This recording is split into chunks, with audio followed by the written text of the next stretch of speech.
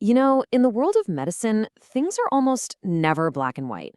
Today, we're going to pull back the curtain on a really important but kind of mysterious group you'll find in any hospital, the Bioethics Committee. Let's really dig into what it is they do. Okay, just picture this for a second. You've got a tough diagnosis, a complicated family situation, and a treatment plan where there's just no easy answer. For doctors, for patients, for families, it can really feel like you're lost in a maze without a map. So, who do you turn to when the path forward isn't just about medicine, but about what's ethically right?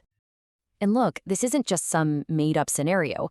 This is a real thing that dedicated healthcare professionals face all the time. They have all the medical know how, but they're just stuck. They're worried that whatever they do next might cross an ethical line. That moment of deep uncertainty, that is exactly why the Bioethics Committee is there. All right, so let's get one thing straight right away about what this committee is. The absolute best way to think of them is as a guide, not a judge. They're there to help you find your way through that ethical fog. So here's the official definition, but let's break it down. It's an advisory group. That's the key word. And notice it says it helps reach a decision. It's all about collaboration. We're talking everyone, the medical team, the patient, their family, all working together. The committee is just there to get that conversation going. And this is maybe the most important thing to get. They do not walk into the room and hand down a verdict. That's a huge misconception. Their whole purpose is to lay out all the options, shine a light on the ethical principles, and ultimately empower you, whether you're the doctor or the patient's family, to make the best, most informed decision you possibly can. Yeah, let's just bust some myths right now. The committee is a guide. It's a resource, an advisor. It is not a judge. It's not the final decider, and it's definitely not some kind of ethics police roaming the halls. Getting that distinction is so important for creating a space of trust instead of fear. Okay, so how does this committee actually work day to day? Well, you might be surprised. It's not just about swooping in during a crisis. Their whole approach is actually way more proactive, and it's built on three main functions. And here they are, in their official order of priority.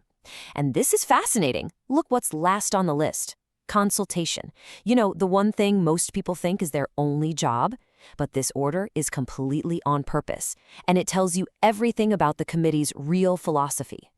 So, believe it or not, their number one job is education. The goal isn't to have everyone run to the committee with every single problem. No, the ideal is to arm every single person on staff with a solid foundation in bioethics so they can handle these issues themselves with confidence. It's all about building strength from the ground up. Next up, they focus on policy.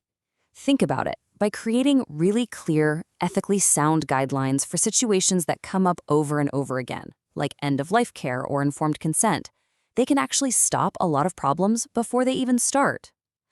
Good policy is like a clear roadmap for everyone.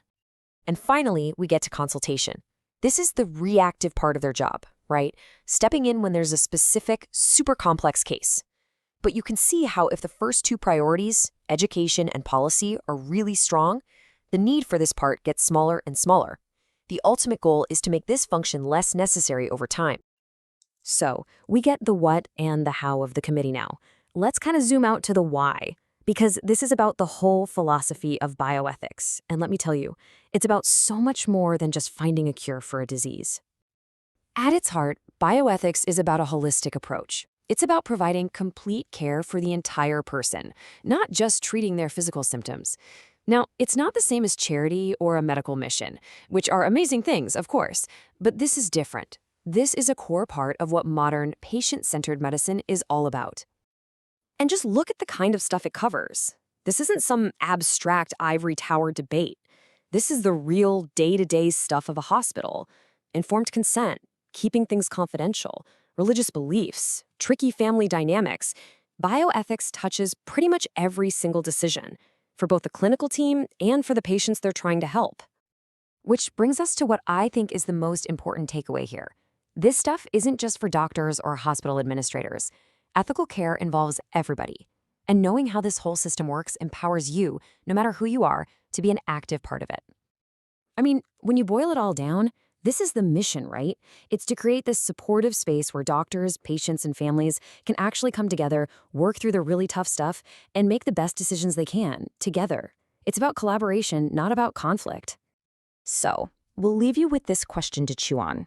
Whether you're standing at the bedside as a doctor or you're in that bed as a patient, just understanding that resources like the Bioethics Committee exist is a huge first step. The next step is asking ourselves, what can I do in my role to make sure every single voice is heard and every decision is made with care and respect? It's definitely something to think about. Thanks for joining us.